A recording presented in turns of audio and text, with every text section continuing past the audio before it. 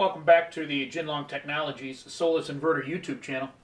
This video will get into the mounting of your Solis North American inverter on the wall, and we'll talk a little bit about making DC and AC wiring connections in the inverter wire box.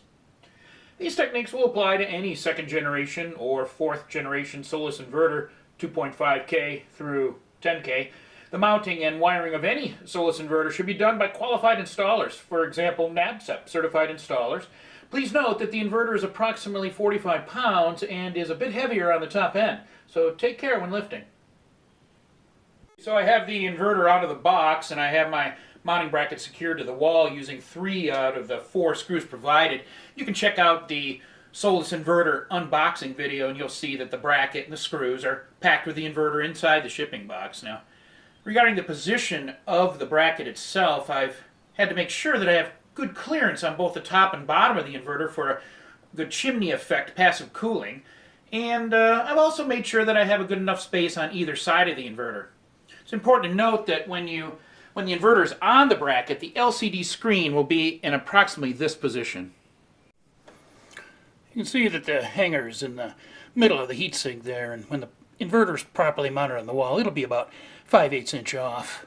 I have to bring it up there and kind of get it on the thing and bring it down onto the, make sure it's hooked into that bracket nicely. And then you'll secure the inverter to the bottom of the bracket using a short screw. I'm using a number 20 Torx driver for this. The screw is installed in this slot on the bottom of the mounting bracket, and it's screwed into the tab on the heatsink of the inverter.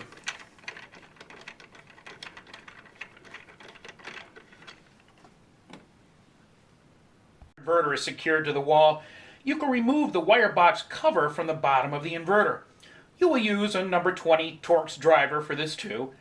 You press on the cover as you remove the screws. This will compress the wire box cover internal gasket and make it easier to remove and replace the screws.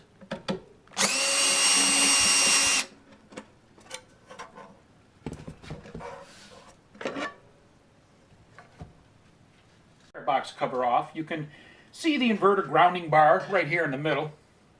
You can also see the multiple knockouts in the wire box back, side and bottom here on the DC side and on the AC side.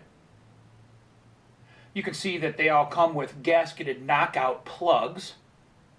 These plugs and weather-tight conduit fittings will ensure that your completed inverter installation will retain its NEMA 4X rating. Here are the multiple MPPT inputs for the DC PV conductors. In this particular inverter, we have 3 independent MPPTs. You may see 2, 3, or 4 MPPTs on the Solis North American inverters 2.5 through 10K.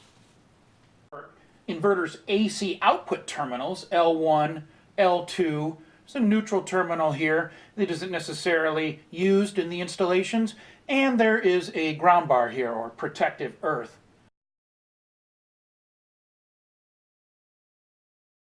And here are your L1 and L2 240 volt terminals that installers may use to energize their Solis rapid shutdown devices up on the roof.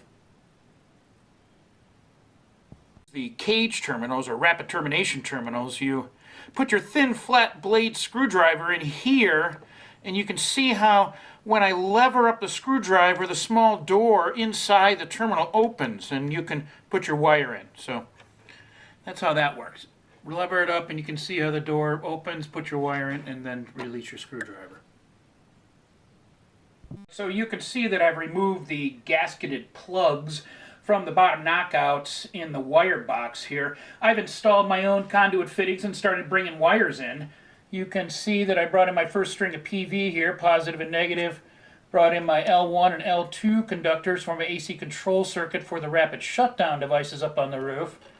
Then I've also brought in my AC wire, my L1 and L2 conductor, as well as my ground conductor here. I'm going to strip all these wires back about 3/4 of an inch to ensure that the cage door comes down on copper and not on insulation. So I'll get my screwdriver in here and I'll open up that door, insert the wire, pull test, that's good, and then I'll do the rest of the wiring in the exact same way.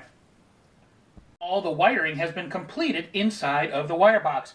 You can see that I brought down a single string of PV here, and I've landed it at MPPT2. I've landed my ground from the roof. I've got my L1 and L2 from my rapid shutdown device landed on the AC side over here.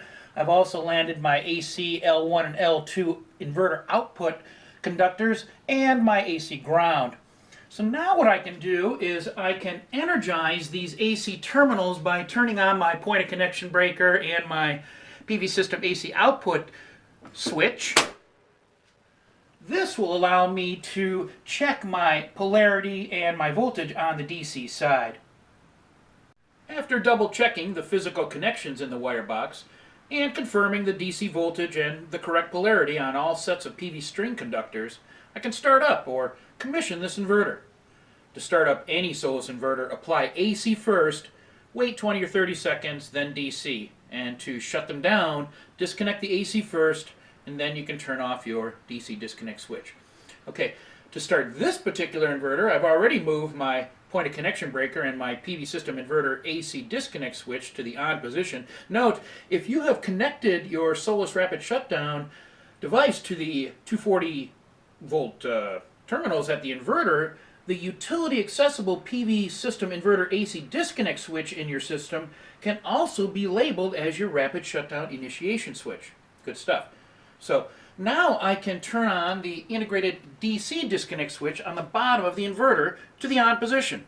Remember, Solis inverters are DC powered devices, so as soon as you apply PV power to the inverter, the red power LED will come on. You see that right here. And then you also see the green operation light comes on. It will start to blink, and over the next 5 minutes the inverter will prepare for energy generation. And after the inverter starts up normally, you can go into the information menu to look at system operations or the settings menu to change the time and date on the display. So now you can reinstall the wire box cover on your inverter, and that completes the installation of the Solis single-phase inverters.